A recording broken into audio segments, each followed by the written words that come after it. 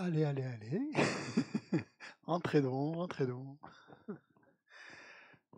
Bon, on va 44. T'as encore une minute. Prends ton temps, prends ton temps.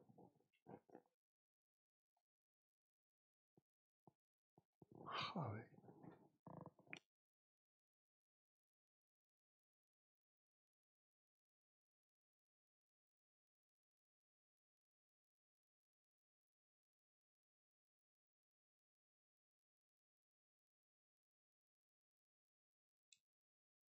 Ah ben, on peut en parler justement, puisque Jordan me fait remarquer son ressenti par rapport à la longueur qu'il y a entre la fin du repas et le début la reprise des activités. Je trouve que c'est un peu long. Est-ce que ce sentiment est partagé? Oui. Et sur Zoom aussi? Peut-être sur Zoom, ça vous laisse plus de temps pour faire la sieste, je sais pas, hein, pour vous. C'est-à-dire, moi non, c'est un peu court comme réponse. C'est pas trop long, d'accord. C'est juste bien. Non, mais de toute façon, ça va changer, on va passer aux horaires d'été. On parle pour rien, hein. Ça va changer avec les horaires d'été. Vous en faites pas, on aura le repas plus tard. On aura le repas à 1h, à 13h. Donc ça veut dire que le matin, Geshe-la finira comme d'habitude à midi et on aura la méditation à ce moment-là, entre midi 15 et 12h45. Ça fera une demi-heure. Donc je l'ai dit aussi pour Zoom, puisque vous serez concerné. Pour le PEA, oui. Ah ça, je sais pas. Attendez, je finis. Donc on finira à 12h45, la méditation, et après on mangera. Et après, on reprendra à... Ah non, non, non. À 14h30, je pense. À 14h30 jusqu'à 15h30. Ou à 14h45 jusqu'à 15h45. Et on reprendra à 16h avec Geshe. Je pense à quelque chose comme ça. À 16h. Donc ça, vous aurez moins de détente et vous finirez une demi-heure. Vous aurez moins de temps d'attente entre le premier train et le deuxième train. À partir, non, à partir de la semaine prochaine, du prochain PEBA. C'est-à-dire, oui, mois d'avril, avril. Voilà. Est-ce qu'il y a d'autres questions par rapport à ça Non, pas d'autres questions. C'est bon. Pour l'Ojong, je sais pas. Je pense que pour l'Ojong, c'est pas pareil parce qu'il n'y a pas de révision et il n'y a pas de méditation. Donc c'est Geshe-la qui fixe ses propres horaires, je pense, de 10h à 13h ou de 10h à 1h30. Je sais pas. Il faut voir avec lui.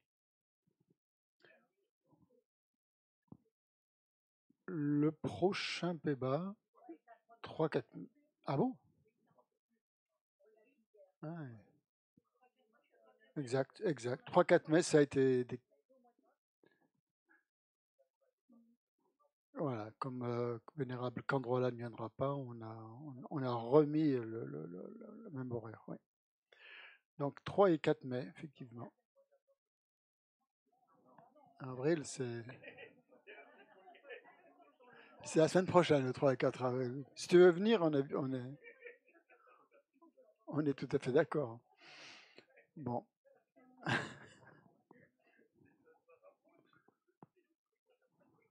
Non, mais Jean-Louis hâte de poser de nouvelles questions.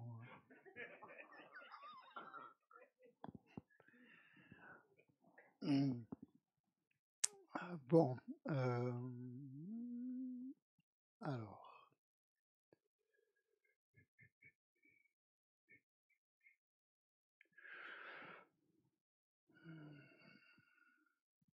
Il y a combien de méthodes pour générer bodhicitta? Bon, vous le savez, c'est une question facile, hein. Il y en a deux, hein. Il y a la première, c'est ce qu'on appelle les 6 causes et un effet. Et la deuxième méthode, c'est celle qu'on voit avec Shantideva, qui est vraiment la méthode enseignée par Shantideva, qui est l'égalisation et l'échange de soi pour autrui. Donc et il y en a une troisième, en fait, qui est le condensé, voilà, qui synthétise les deux et qui a 11 11 points. 11 points. Si on veut vraiment... voilà. Quelle est la différence entre... Comment vous le ressentez? Vous la connaissez? Vous avez tous fait le Lamrim, on l'a étudié à fond. Comment vous les ressentez, ces deux méthodes pour développer la bodhicitta? Qu'est-ce qui les différencie? Comment vous les voyez? Quelle est la plus facile? Quelle est celle que vous préférez? Voilà. Est-ce que vous avez une préférence? Laquelle vous avez préféré utiliser?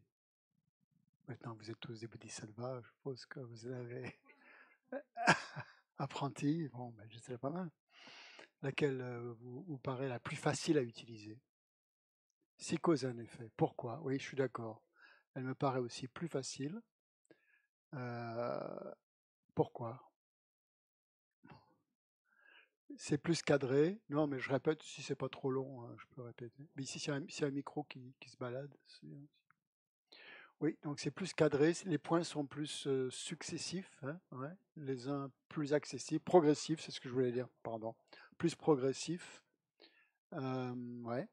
Et là, beaucoup moins. On dirait que ça fait. Je pense que les deux sont complémentaires, en fait. Hein. Parce que la première, elle fait plus appel à l'émotionnel, à mon avis. Hein. Elle est plus émotionnelle, c'est-à-dire voir les êtres comme sa mère. On est vraiment dans le faire remonter les ressentis, la gratitude, etc. Ouais, la bienveillance de la mère et vraiment étendre ça en plus à tous les êtres. Donc il y a un côté, à mon avis, très très émotionnel dans cette pratique qui fait qu'elle nous touche, quoi, vraiment. Quoi. Elle touche vraiment notre sensibilité.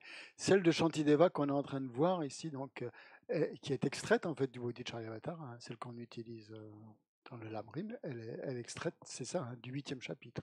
Donc c'est ce qu'on est en train de voir. Et déjà, on voit ce qui la caractérise un peu, cette méthode. Donc ça commence aussi. Vous remarquez que les deux méthodes commencent par l'égalisation. Hein. Dans la première méthode, les 6 causes et un effet, comment elle est cette égalisation? C'est comment? Entre C'est les êtres? différent de nous, c'est entre les êtres, on n'est pas dans C'est l'égalisation. plus l'équanimité. C'est plus l'équanimité. Ouais, Ouais. ouais. C'est l'équanimité en fait dont on parle plutôt.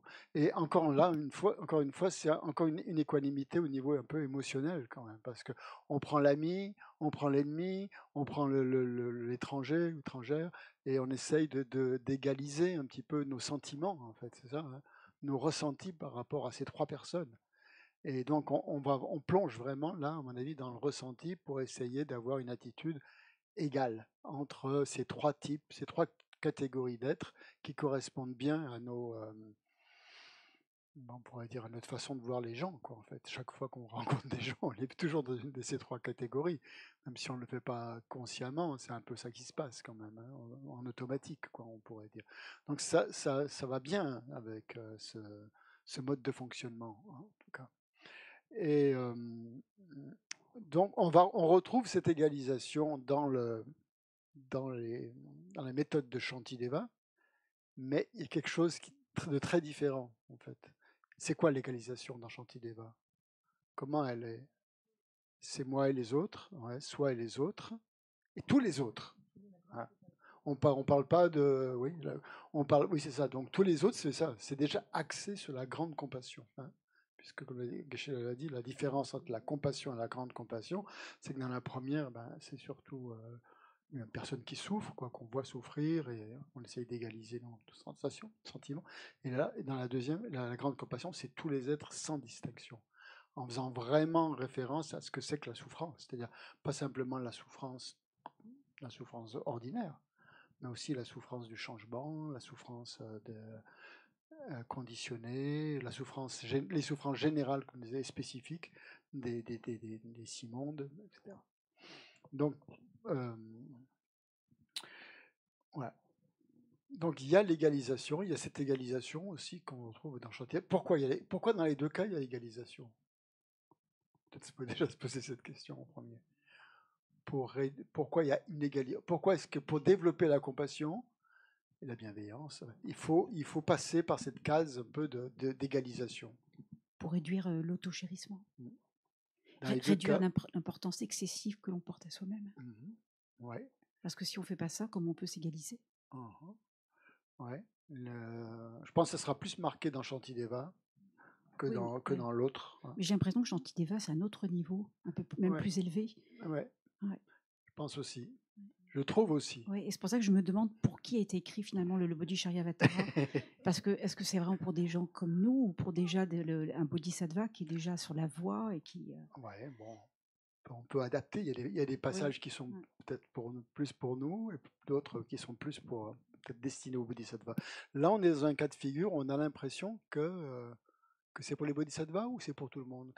Comment vous le ressentez, ça? Que ça s'adresse à tous ou qu'au bodhisattva déjà bien.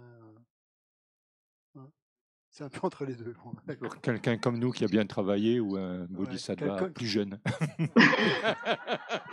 Entre les deux. Bon, en aspirant, alors on va dire. En tout cas, c'est pour quelqu'un qui aspire à développer bodhicitta. Mais je pense que, vous savez qu'il y a deux sortes de bodhisattva. Hein. Qu'est-ce que c'est quand est-ce qu'on est un vrai bodhisattva? Quand quand on a réalisé la bodhicitta et que cette bodhicitta n'est plus artificielle, hein, qu'elle est naturelle, c'est-à-dire qu'on l'a 24 heures sur 24. Là, on est sur la voie donc d'accumulation du grand véhicule. Okay, on est un bodhisattva. Et donc là, on a bodhicitta. Mais donc ça, c'est une méthode. On peut, mais on n'a pas forcément réalisé la vacuité. Hein, mais on a la bodhicitta. L'autre, c'est un bodhisattva qui a déjà réalisé la vacuité, mais qui n'est pas encore, ou un arya, oui, pardon, un arya qui a réalisé la vacuité directement, mais qui n'est pas encore bodhisattva. Et je pense que cette méthode, quand même, avec elle s'adresse peut-être, je ne sais pas, hein, c'est une idée, hein, peut-être plus à ces gens-là, qui n'ont pas encore réalisé bodhicitta, comme nous en fait, mais peut-être qui ont déjà au moins une bonne compréhension, pas forcément une réalisation directe de la vacuité, hein, mais en tout cas une bonne compréhension de la vacuité, puisqu'il y a une référence déjà assez importante à ce que c'est que le moi, à ce que c'est que le soi, à ce que c'est que les autres et tout ça, et un peu à égaliser un petit peu notre vision de nous-mêmes et des autres par rapport à la vacuité. Beaucoup plus que par rapport à la mer, à tout ça, comme dans l'autre méthode. Donc c'est pour ça que je disais tout à l'heure qu'elles se complètent un petit peu ces méthodes. Parce que si on les applique toutes les deux, ben, il y a quelque chose on peut vraiment avoir quelque chose de fort, quoi. Hein, aussi bien du côté émotionnel que du niveau de la compréhension de la vacuité. Et c'est pour ça que je pense qu'en fait c'est bien si on peut les associer. Au niveau de après, bon, compréhension de la vacuité, j'allais dire, le problème avec la méthode de Shantideva, bon, c'est pas un problème, mais c'est qu'elle pourrait, puisqu'on met vraiment l'accent sur la compréhension de la vacuité, elle pourrait paraître un peu intellectuelle si on veut, par rapport à l'autre. Hein. On pourrait se dire, ben, ok, bon, ben, ok, je vois cette notion de cette absence d'existence intrinsèque du moi, du mien et des autres, etc. Ok, bien, mais est-ce que ça suffit pour développer bodhicitta, ça? Non. Hein. Peut-être qu'on va développer la bodhicitta absolue avant la bodhicitta relative, j'en sais rien. Je sais pas. Mais pour développer l'esprit d'éveil, ça serait peut-être pas suffisant. Mais il faudra. Je pense que le ressenti aussi est aussi nécessaire, auquel va nous amener l'autre méthode. Euh, bon, c'est ce que je ressens. Hein. Mais bon, après, c'est plus facile, à mon avis, déjà. Parce que, bon, une fois qu'on a fait qu'on a cette constatation que le moi personnel et le moi des autres, c'est la même chose, qu'il n'y a pas de différence à faire, d'accord, mais il n'y a pas forcément je vois pas en quoi ça peut nous donner vraiment un élan. Ça peut nous donner une compréhension peut-être théorique, hein, de la chose, mais voilà, on a la compréhension théorique, mais on va pas forcément avoir l'élan de passer, d'adapter ça vraiment dans notre pratique au quotidien, quoi. Alors que dans l'autre méthode, je trouve que ça va nous amener beaucoup plus au quotidien. Enfin bon, je veux pas dénigrer l'anti-débat, hein. C'est pas du loin de là mon idée, au contraire, je trouve ça c'est absolument incroyable, justement. Mais on sent déjà vraiment qu'on approche du 9e chapitre. Ouais. Le 9e chapitre va être sur la vacuité intégrale. Hein. Il y aura pas de... Et là, on sent déjà qu'il utilise un petit peu cet argumentaire, quoi, un petit peu, pour nous amener à réaliser. Donc je pense, dans un certain sens, ça s'adresse déjà à des bodhisattvas, à des gens qui ne sont pas peut-être forcément bodhisattvas dans le sens fort du terme, mais qui ont déjà une bonne compréhension de la vacuité, quoi. Et pour eux, à ce moment-là, ça peut vraiment les aider. Hein. Voilà.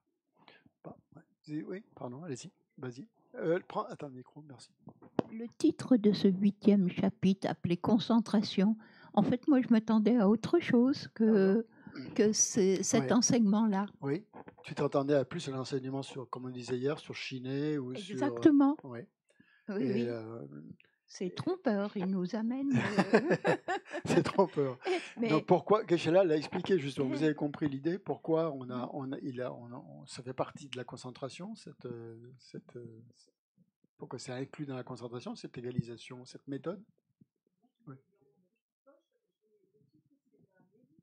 Ouais. Ouais, effectivement, il y a deux traductions. Il y a deux traductions possibles de ce chapitre. On trouve soit concentration, soit méditation. Ça, c'est Brissens. Ah ouais, ouais. Il a traduit par méditation. Padmakara, je ne sais pas comment il l'appelait. Je pense concentration aussi, mais je ne suis pas sûr. Concentration, Padmakara, ouais. Voilà. Donc, concentration, c'est vrai qu'on s'attend à ce que ce soit plus un enseignement sur le calme mental avec Chiné, tout ça. Mais bon, c'est quand même abordé au début. Alors après, vous vous souvenez de la réponse de Geshe-la pour ça? C'était que le Bodhisattva va se servir justement de l'égalisation et de l'échange de soi pour autrui pour développer Shiné. C'est ce que j'ai compris. Hein. Ça va devenir un objet de concentration principal. Hein, c'est ça? C'est-à-dire que, bon, là, on n'est pas encore dans la pratique de Shiné. C'est pour ça que je lui ai posé la question, parce que Shiné, normalement, on n'analyse plus. On a déjà son objet de méditation. C'est-à-dire qu'on a acquis une certitude totale par rapport à cet objet de méditation. Et on ne va pas en changer. Hein. On a la certitude voilà, de l'égalisation, tout ça, du chérissement de soi, du chérissement d'autrui. On est parfaitement au clair avec ça. Et en ayant cette certitude justement de la nécessité donc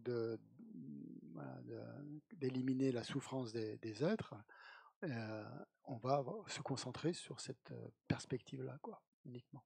Et ça sera l'objet de concentration. Mais pour l'amener, cet objet de concentration, il faut faire tout un tas. Shantideva nous propose tout un tas d'analyses pour nous amener à une compréhension, à une certitude. Et une fois que cette certitude est apparue, alors là, on se concentre dessus. Mais là, on n'en est pas à ce stade-là, on est au stade où l'on essaye de convaincre l'esprit, c'est ça, d'amener une conviction dans l'esprit par rapport à ça. Hein. Voilà. Donc c'est pour ça que le texte donc aborde cette pratique bouddhiste essentielle, donc de l'égalisation et de l'échange de soi avec autrui, qui est fondée, pour Shantideva, sur la compassion et sur la sagesse. Hein. Je trouve que c'est peut-être plus que l'autre méthode. On sent plus vraiment que l'alliance un peu entre les deux, entre la compassion et la sagesse, qui correspond donc au grand véhicule, hein, parfaitement. Quoi. La première méthode, de qui elle est, vous vous souvenez? Nagarjuna. Ouais. Alors on pourrait s'attendre que Nagarjuna nous fasse une super méthode complètement adaptée sur la vacuité et que il nous casse la tête avec ça, mais non, en fait, il est plus là. Alors que Shantideva s'attendrait à beaucoup plus de tendresse, non, vous voyez que les bodhisattvas sont complètement imprévisibles. Donc, le point essentiel, bien sûr, c'est pour développer cette méthode, c'est déjà de prendre conscience déjà des dangers c'est comme ça que Geshe-la a commencé, hein, des dangers de l'auto-chérissement. Quel est pour vous le principal danger de l'auto-chérissement? Enfin, les principaux dangers de l'auto-chérissement. Enfin, je pense que c'est quelque chose que, bon, on l'a tous, hein, mais on s'en accommode quand même plus ou moins bien de cet auto-chérissement. Ça nous rend apparemment pas mal service. Et, parce qu'on n'en voit pas vraiment les dangers, je crois, à mon avis. On est assez aveugle quoi, par rapport à ça. Je pense qu'il a commencé comme ça. Hein. L'auto-chérissement nous aveugle complètement. Hein. Donc c'est peut-être la première chose à faire, c'est-à-dire à vouloir éliminer cet aveuglement que nous impose le chérissement de soi. Vous êtes d'accord avec ça comment est-ce qu'il nous aveugle le chérissement de soi? C'est ça je pense qu'il faut vraiment, vraiment ressentir ça. Le côté un peu destructeur et aveuglant de l'auto-chahissement pour avoir envie de le combattre, quoi, et de le voir quand est-ce qu'il apparaît, quoi. Vas-y. Vas-y. On croit que ce qui nous arrive de bien dans la vie, on en est la cause alors que c'est l'inverse. Et on voit plus du tout que tout ce que nous apportent les autres et que c'est ça qui voilà, c'est ça qui nous fait grandir en fait. Ouais, très bien. Très bien. Alors, peut-être l'auto-chérissement, il nous fait oublier qu'on peut mourir. Ouais. Très juste.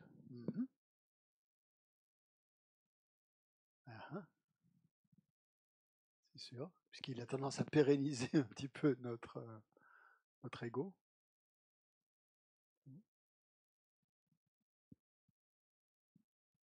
Sur Zoom, il y avait des interventions éventuelles, non?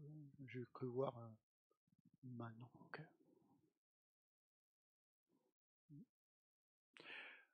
Bah, quel est son rôle en fait? Quel est le rôle de l'auto-chahissement? Attends, un petit micro. Il nous fait sans cesse chercher des satisfactions à nos désirs qui sont sans fin, et ça nous aveugle et ça nous amène à avoir des pensées, paroles et actions destructrices pour nous-mêmes et les autres.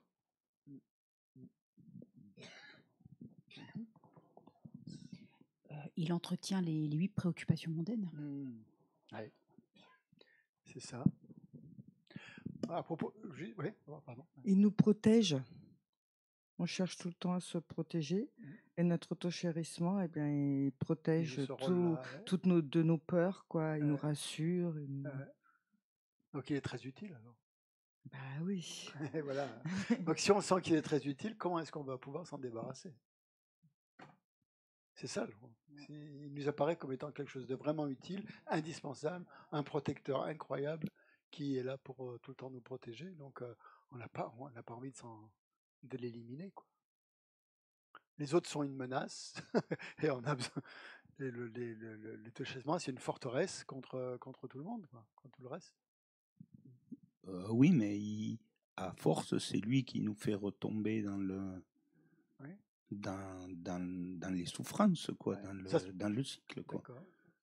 C'est là que, en fait, après, c'est lui qui entretient l'ignorance aussi, l'ignorance fondamentale. C'est l'ignorance qui entretient, je dirais. Bon, peut-être ça va dans les deux sens, oui. Oui. Il entretient en tout cas quelque chose. Il entretient quelque chose. Mettre en avant tout simplement les perturbations mentales, il va les remettre en relief. Toutes les perturbations mentales, en fonction de chacun. Les perturbations mentales, que ce soit l'orgueil, la jalousie, tout ça va se remettre en relief. Il y en a quand même 51. Il va les renforcer. Il va les renforcer, oui, c'est ça, il va les renforcer, oui. D'accord. Ah oui. Donc extrêmement nuisible, puisqu'il renforce toutes les perturbations mentales.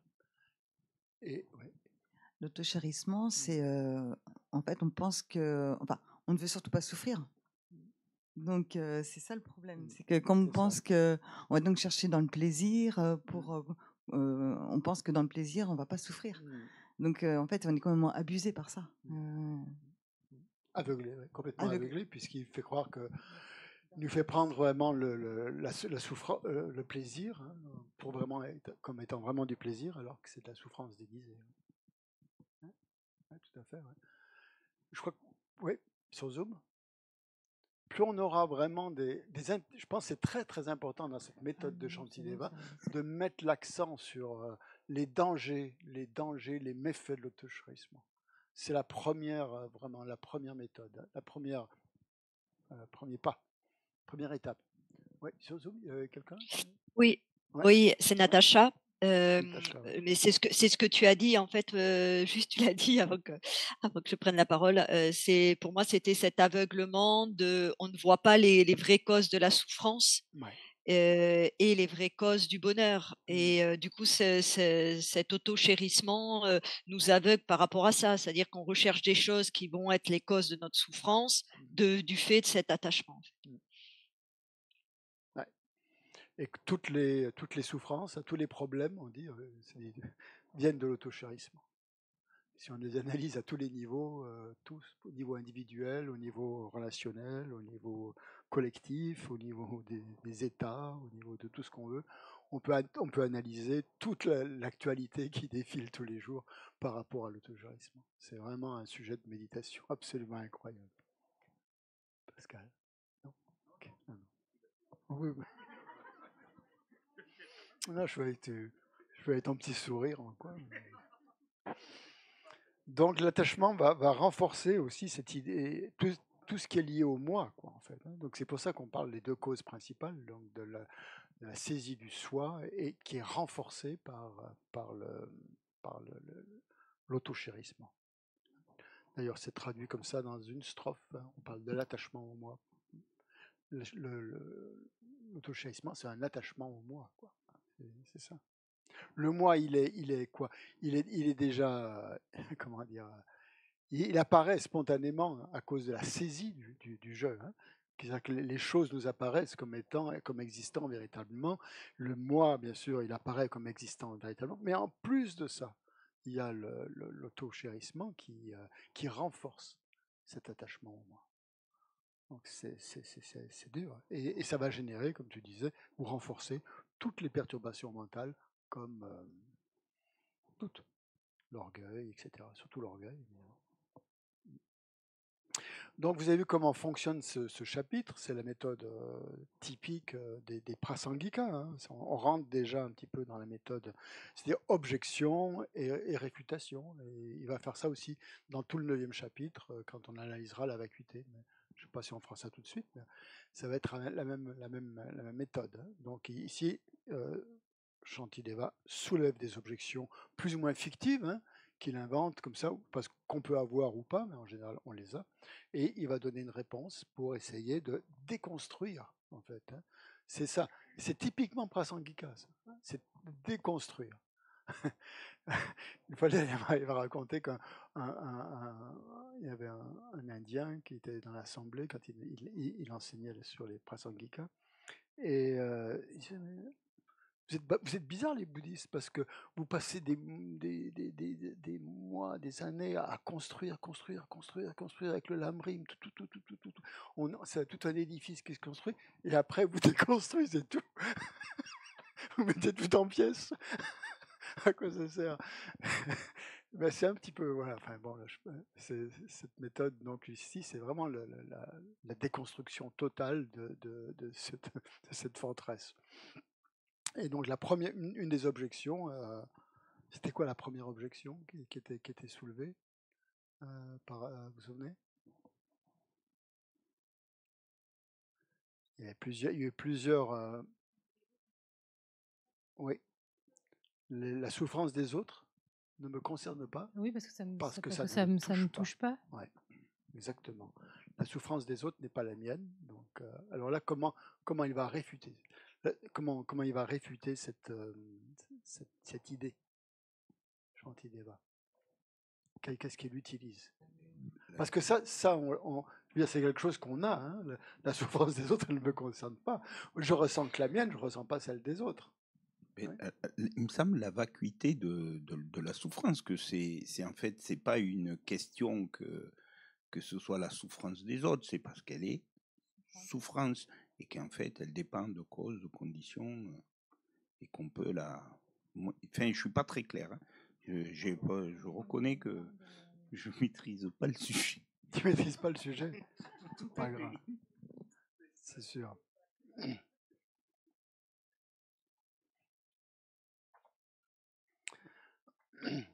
Je crois qu'il part de de notre propre souffrance pour arriver à démontrer qu'elle n'existe pas en tant que, de par elle-même, pour ensuite arriver à la souffrance des autres et de démontrer l'interdépendance, la fameuse question qui était posée hier, quoi. Je pense que c'est ça.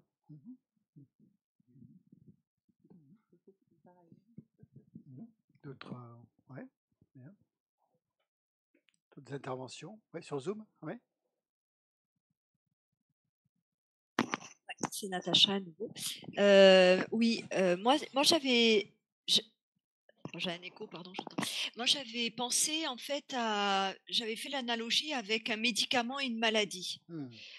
Admettons, il y a une maladie qui, voilà, qui nous fait souffrir ou qui peut nous faire mourir. On va développer un médicament, mais il n'y a pas de sens de développer un médicament qui n'irait qu'à une seule personne. Quelque part, on essaye d'éradiquer la maladie. Et donc là, je me disais, mais c'est un peu pareil pour la souffrance. La souffrance, de toute façon, elle touche tout le monde. Donc autant l'éradiquer pour tout le monde, puisque voilà, ne faire rien que pour moi, ça n'a pas de sens, quoi. Très bien, ouais. Une bonne analyse, ouais, de voir les choses comme ça. Ça permet d'allier un peu le ressenti, ouais, et la sagesse, ouais. Alors moi j'avais compris, je sais pas, peut-être que quand il parle, je retrouve pas la strophe où il parle de la douleur de la main et de la jambe. Oui, c'est ça. Ouais.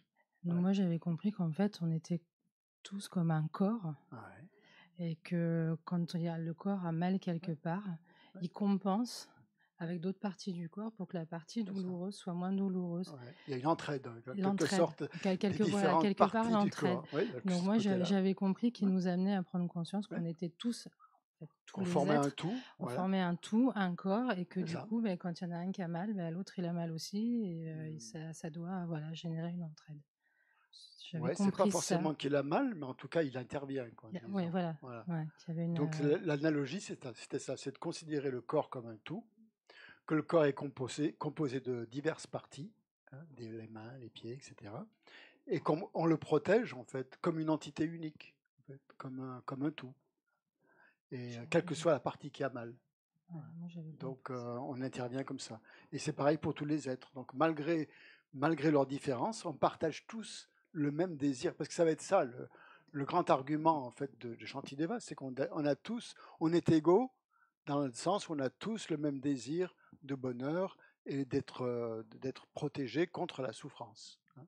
Donc ça, c'est ce qui fait qu'on est tous égaux et que notre quête du bonheur, elle est complètement légitime. Ouais.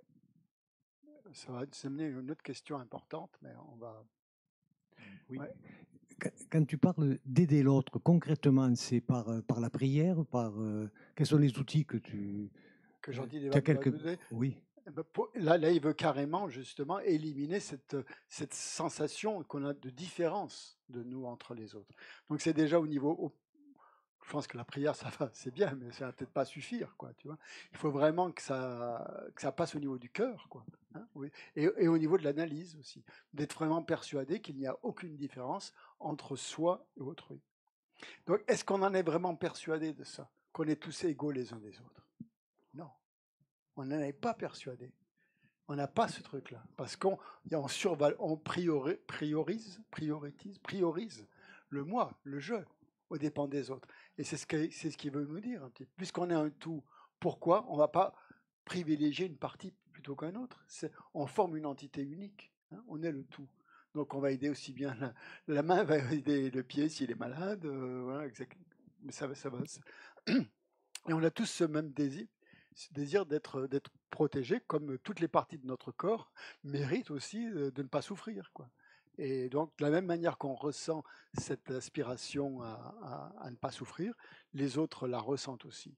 Et je crois que ça paraît très simple comme idée, mais si on l'intériorise vraiment, si on le ressent vraiment au niveau de la méditation, c'est très très puissant. Hein. Là, on peut vraiment avoir un ressenti. Et je pense que c'est ce point-là qu'il faut aussi analyser. Donc, même dans les deux méthodes, dans la méthode de Shantideva aussi, il y a quand même l'aspect ressenti et il y a l'aspect sagesse. Hein.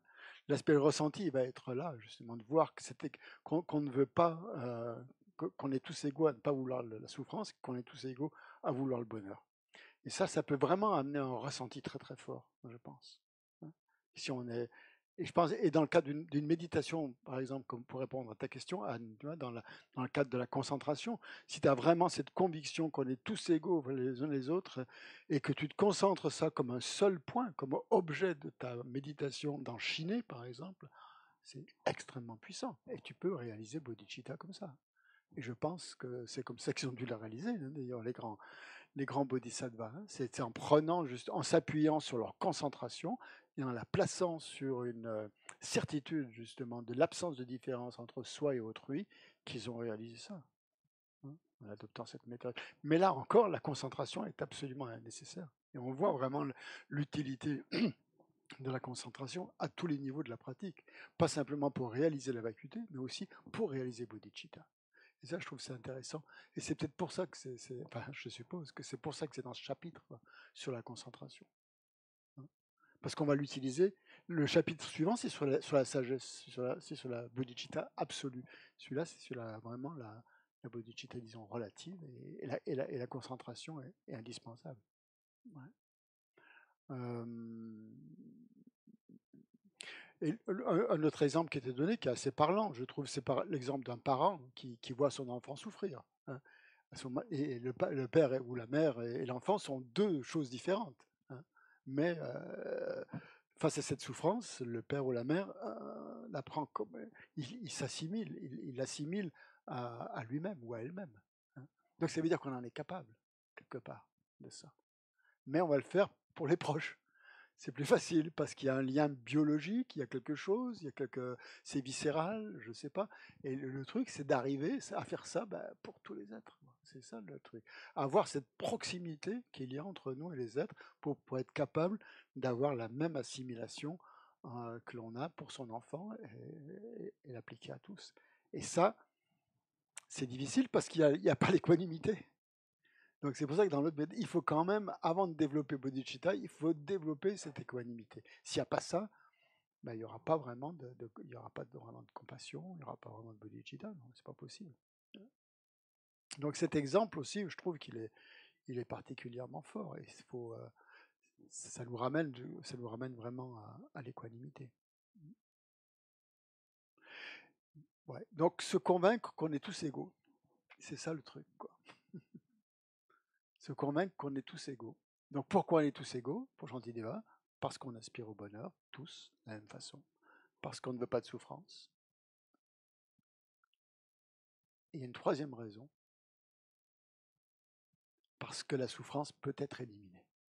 Si la souffrance ne pouvait pas être éliminée, ça ne servirait à rien. Donc ça, c'est vraiment implicite aussi. Ce truc, cette réflexion sur la souffrance. Il y a une réflexion sur la souffrance qui est implicite. Si on n'a pas vraiment réfléchi à la souffrance, à ce que c'est que la souffrance, ça marche moins bien, quoi.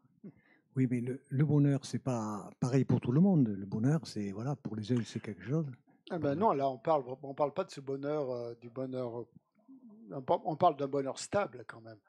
Ce à quoi les êtres aspirent profondément au fond d'eux, c'est pas simplement un bonheur impermanent qui va leur procurer un petit plaisir comme ça. C'est sûr, on est bien content. Mais ce qu'on recherche profondément, c'est quand même ce bonheur qui stable et définitif de l'éveil. De l'éveil ou de quelque chose où il n'y a plus, où on n'est plus ballotté par les perturbations mentales, où on en a marre d'être affecté par toutes sortes de choses. Ouais. Donc à quel moment est-ce que la souffrance d'autrui peut devenir la nôtre? La nôtre. C'est ça le truc des Shantideva. C'est arriver à ça. Ouais. Que la souffrance, oui, comment faire, à quel moment? Au moment de l'échange. Oui. De l'échange. Mais pour pratiquer cet échange, il faut passer par cette étape préalable, justement, d'égalisation. D'égalisation, oui. Égalisation et échange. Il ne peut pas y avoir échange s'il n'y a pas eu égalisation avant. Mais on peut pas imaginer à la place de l'égalisation les pères et mères, etc. Si, on peut mélanger ça. Non? Oui, tu disais tout à l'heure que c'était. Bien sûr, on bien peut. sûr. Ah ben oui, c'est pas interdit. Justement, dans les deux méthodes, c'est ce qu'on fait, bien sûr, tout à fait, absolument. Mais après, il va falloir amener cette idée de vacuité pour que vraiment voir qu'il n'y a pas de propriétaire à la souffrance. Donc là, déjà, quand il introduit cette idée que la souffrance n'a pas de propriétaire. Donc ça va être aussi une méthode pour développer cette bodhicitta, plus axée sur la vacuité. La souffrance, elle est liée à un jeu parce qu'on s'identifie à un jeu. Mais l'autre personne aussi s'identifie de la même manière à un jeu. Notre manière de s'identifier au jeu, elle est égale. Finalement, on conçoit tous le jeu de la même façon. On lui met des caractéristiques, parce que c'est ça le propre de l'ignorance, c'est d'attribuer des caractéristiques au jeu, des caractéristiques qui le différencient des autres et qui survalorisent un petit peu, parce que bon, autant aller jusqu'au bout, et peut-être diminuer un peu les autres pour se sentir un peu peut-être supérieur. Bon, ça va commencer par ça déjà, essayer de niveler, comme dans la méthode de Nagarjuna, et après justement avoir cette idée qu'il n'y a pas de propriété, qu'il n'y a pas de jeu qui soit propriétaire de la souffrance.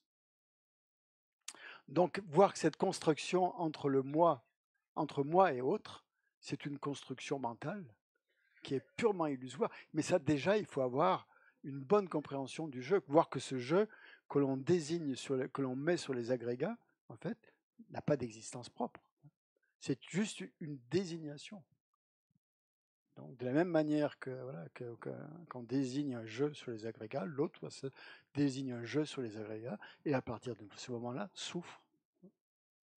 Et là, donc, on rentre vraiment dans une compréhension de la souffrance au niveau de la vacuité, pas simplement au niveau... voilà. Je pense que là, c'est vraiment le vrai bodhisattva, c'est ça, c'est quand il arrive vraiment... Il faut qu'il puisse vraiment s'échanger avec autrui, il faut la réalisation de la vacuité, à mon avis. Sinon, ça ne marche pas. Comme disait Geshe, ça ne va pas être stable, peut-être. Parce que s'il n'y a pas la réalisation de la vacuité, il y aura peut-être encore des traces émotionnelles, justement, d'attachement à un moi, qui vont... Voilà. Donc il faut avoir éliminé cet attachement au moi par une compréhension vraiment, vraiment profonde, en fait, de la vacuité. Et là, à ce moment-là, ça devient beaucoup plus facile. Ouais.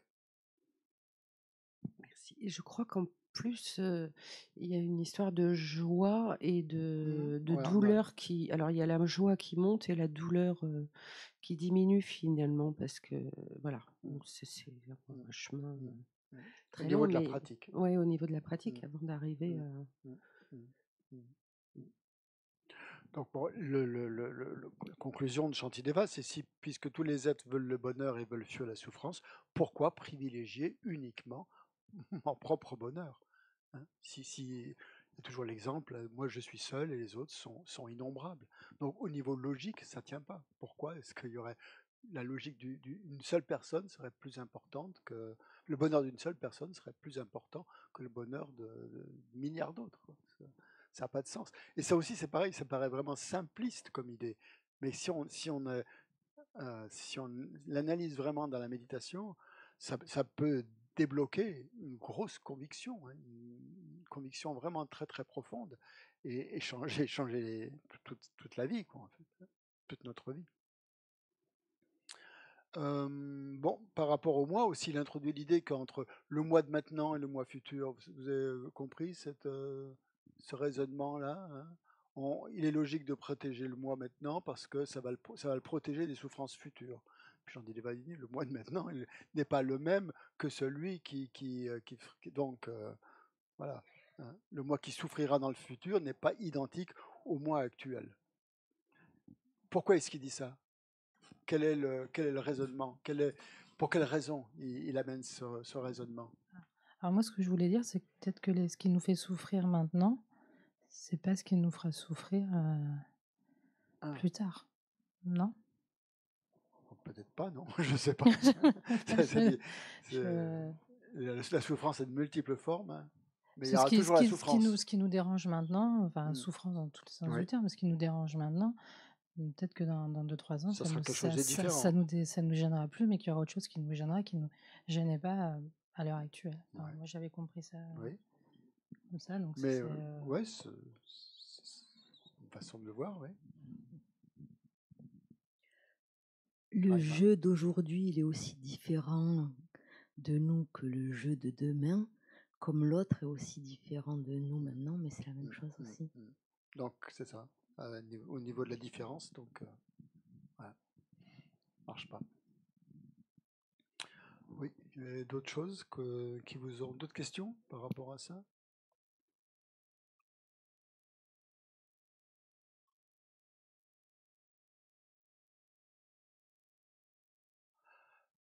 Par rapport à la vacuité aussi du corps aussi tout à l'heure, l'entraide main-pied, par exemple, ça repose aussi sur une idée, sur une conception qu'il y a un soi, hein, aussi, qu'il y a un moi unique, hein.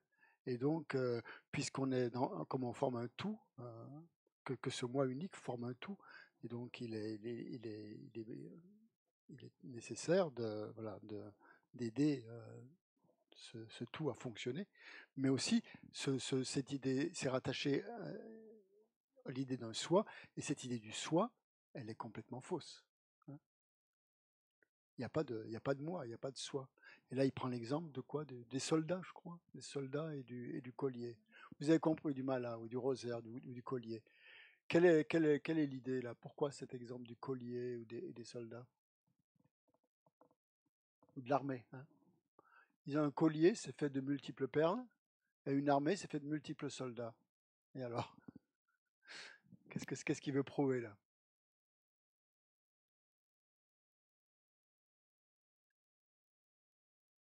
Qu'est-ce qu'il veut dire par rapport à ça? La spontanéité avec laquelle l'esprit passe de la notion de plusieurs graines à un tout sur lequel on applique qu'on perçoit comme soi. C'est automatique. Ouais, pourquoi pas, ouais. Oui, c'est ça. Parce qu'il disait qu'il y avait donc tous les mois ferait un mala, et ce mala serait comme le continuum, et en fait le continuum, enfin c'est ce que j'ai compris. Oui, non, et du coup, ce continuum, en fait, il nous le démonte après, et il dit il n'existe pas non plus ce continuum, puisque c'est comme tout. Donc on monte progressivement dans l'illusion, dans la Donc l'idée d'un tout n'existe pas. Pourquoi elle n'existe pas, l'idée d'un tout? Parce que chaque chose n'est qu'un ensemble de parties, quoi. Et pas... C'est ça. C'est une simple désignation. Voilà, oui. Sur un ensemble de parties. De la même manière qu'un collier est désigné collier comme simple désignation sur un ensemble de parties, qu'on ne peut pas trouver un collier, hein, si on analyse chacune des parties. C'est une simple attribution, hein, une attribution à un ensemble de choses, hein. Une étiquette, une désignation. Mais que ça n'a pas de réalité intrinsèque. Donc parler du corps comme un tout, en fait, n'a pas non plus de réalité intrinsèque. Mais dans ces cas-là, comment est-ce qu'on peut parler des parties de la souffrance? Si la souffrance dépend de ses parties aussi. La souffrance dépend de ses parties. Oui. Dépend de ses parties, de la cause, des parties, de la dénomination. C'est quoi les parties alors? C'est quoi les parties de la souffrance? Comment est-ce qu'on pourrait désigner les parties de la souffrance? Les causes et conditions de la souffrance, tout ce qui te permet de juger, d'attribuer tout ce qui t'arrive, quoi, sur lequel tu mets le mot souffrance. Tu attribues le mot souffrance. Douleur, je sais pas, en général, inconfort, plein de choses comme ça. Tout ce qui est... c'est ça, ouais. Donc là, en fait, Chantilly, il déconstruit l'idée du je, hein, et aussi du propriétaire de la souffrance, et aussi de la souffrance, hein, les deux. Hein. Le propriétaire, le je qui s'approprie la souffrance n'existe pas, mais la souffrance non plus. Donc, ouais. Mais parties qui elles-mêmes n'ont pas d'existence, puisqu'elles sont changeantes d'instant en instant. Ça, c'est l'impermanence. Ça. Voilà, mais ça nous ramène... oui, tu peux le voir comme ça. Ouais, qu'il n'y a pas, parce que ça déconstruit, ça peut ça déconstruit la perception de... L'impermanence permet aussi de déconstruire cette notion que les choses forment un tout, indivisible, solide, etc. Ouais. Permanent et tout. Ouais. Et comment on peut accrocher cette explication avec le karma? Avec le karma. Ouais. Par exemple, tous les jeux sont des jeux différents. Ouais. Il n'y a pas de continuum. Il n'y a pas de continuum. Le continuum est fallacieux, c'est ce qui est dit dans la strophe 101. Oui, enfin, l'idée de continuum, ouais. Et donc, raccrocher ça à l'idée de karma, là j'ai un trou, quoi. Comment le karma existe? Comme ça, une désignation.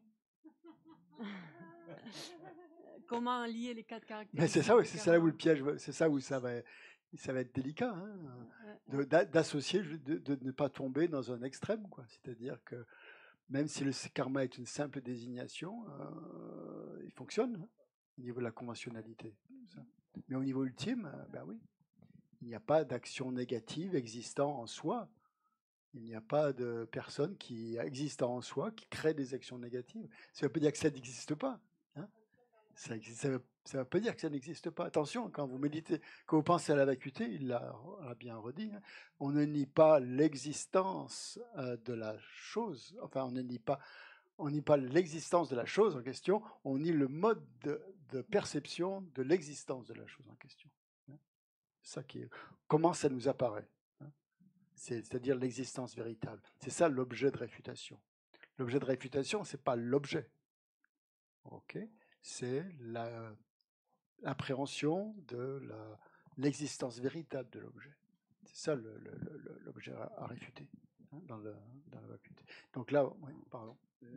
Juste, c'est parce que hier, on avait échangé sur un moment, on dit que les objets, en fait, les phénomènes, dépendent de leur partie. Chaque partie, on arrive à démontrer qu'elle n'existe pas.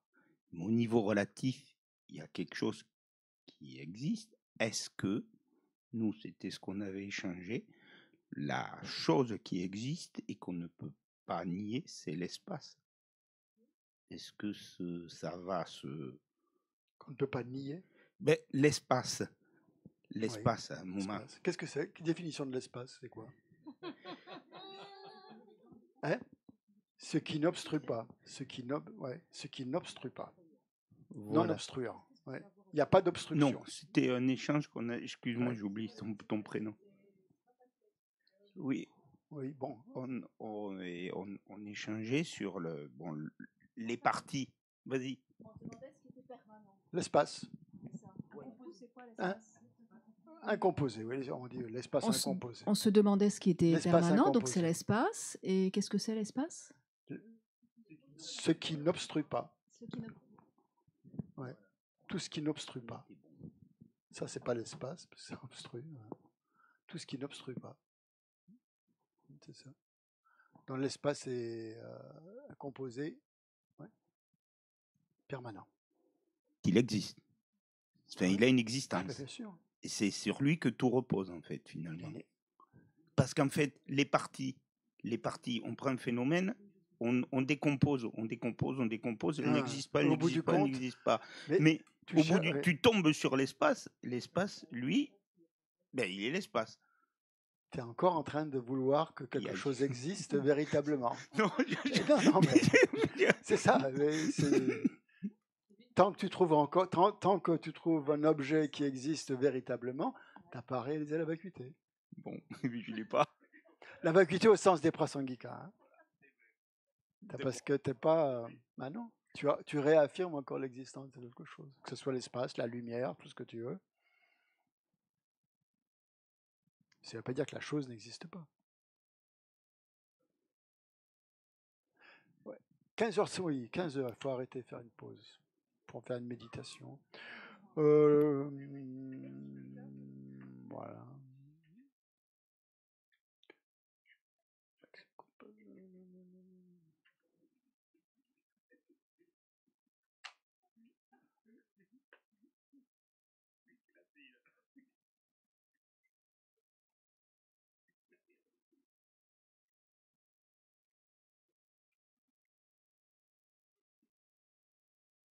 Donc, juste pour terminer, le mot de la fin, ce sera que la souffrance, quand même, doit être éliminée, hein, simplement parce qu'elle est souffrance, et sans distinction de propriétaire.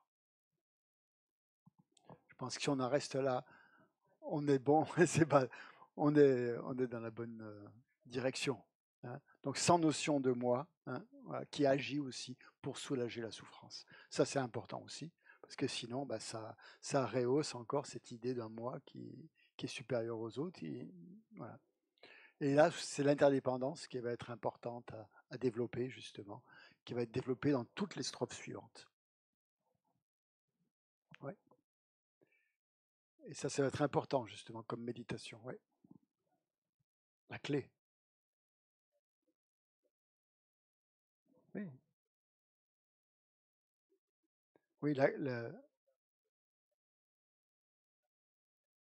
Attends, si tu ne parles pas longtemps, c'est sans micro. C'est ce que j'ai compris hier, c'est pour ça que j'avais posé la question à Echela. Donne-nous En la fait, réponse. je n'ai pas la réponse, hein, mais dans mes réflexions, je pense que la souffrance, il a bien précisé qu'elle était vacuité pour nous, elle était vacuité pour les autres, donc elle n'avait pas d'existence intrinsèque. Et qu'à partir du moment où c'est qu'il y a une interdépendance, peut-être que le fait de s'échanger avec autrui, ça permet d'avoir la compassion extrême et d'avoir une incidence sur cette souffrance au niveau subtil qui permet peut-être, en s'échangeant avec autrui, de participer à la faire disparaître de la même façon qu'on est connecté avec tous les êtres, toujours où vacuité et interdépendance sont intimement liés. Quoi, voilà. Et je crois que c'est une part pour moi, en ce qui me concerne, une part de réflexion, c'est cette liaison entre vacuité et interdépendance. Et ils disent tous que c'est vraiment intimement lié. Et donc, si cette les potes à nous, mais si on réalise que cette souffrance et vacuité chez nous, chez les autres, comme dit Geshe-la, à partir du moment où c'est qu'on développe l'interdépendance par rapport à cette vacuité, est-ce que, c'est une question que je pose, je n'ai pas la réponse, mais est-ce qu'on n'a pas une incidence sur la souffrance des autres et en s'échangeant avec autrui, on peut arriver à avoir cette incidence. Voilà. Et voir l'interdépendance de la souffrance, ça te permet aussi d'être dans la voie du milieu, c'est-à-dire à la fois voir la vacuité et à la fois aussi dans le conventionnel, aussi bien au niveau ultime qu'au niveau relatif. Donc c'est vraiment la clé, où tu vas tomber ni dans un extrême, de nier tout, ni dans l'autre extrême, de tout réifier. Parce que c'est vrai qu'on a peur au départ quand on dit je vais prendre la souffrance des autres, on dit merde, j'en ai assez, moi je ne vais pas prendre toute celle des copains. Et ça, c'est le premier réflexe que l'on a quand on arrive dans le truc. Ça, c'est l'autochérissement, ça. Ça, c'est l'autochérissement. Voilà. Mais après, peut-être que c'est une incidence beaucoup plus subtile sur la souffrance qui fait qu'en s'échangeant avec autrui, on a une. Et si tout le monde développe cette compassion ultime à travers cette vacuité et cette interdépendance, je pense que ça peut avoir une incidence énorme sur toute la souffrance. Si quand tu vois quelqu'un souffrir, tu te dis sa souffrance n'existe pas, il ne souffre pas, rien du tout, tu es dans un extrême. Tu vois. Tout à fait. Mais si tu rapproches ça en même temps, si tu arrives à allier les deux par l'interdépendance, voir que sa souffrance, elle existe quand même, elle est là. Hein. Même si elle est vide d'existence intrinsèque, elle est présente et elle est souffrance. Et là, je crois qu'on peut rapprocher ça. Moi, ce qui m'aide beaucoup, c'est le rapprochement, allier ça à des énergies. En fait, on a des énergies qui peuvent se développer à droite à gauche et qui permettent peut-être, en réalisant la vacuité associée à l'interdépendance, comprendre peut-être et y mettre un petit peu de compassion ultime, comme disait Geshe-la, on arrive sans doute peut-être à générer, à s'échanger avec autrui et à générer peut-être une action positive qui permet de prendre la souffrance de l'autre et de lui envoyer nos mérites. C'est simplement, j'ai pas la science infuse, mais c'est une réflexion. En tout cas, c'est bien parce que ça met des graines extrêmement positives dans notre continuum mental. On n'est pas sûr de réaliser la vacuité ni la bodhicitta dans cette vie, mais en tout cas, on prend une bonne direction, je trouve. Voilà. Mais il faut, voilà, bon, allez, on va s'arrêter là. Faire une petite pause et on reprend dans 2 minutes. Dans 5 minutes, allez, 14h50. 15h50.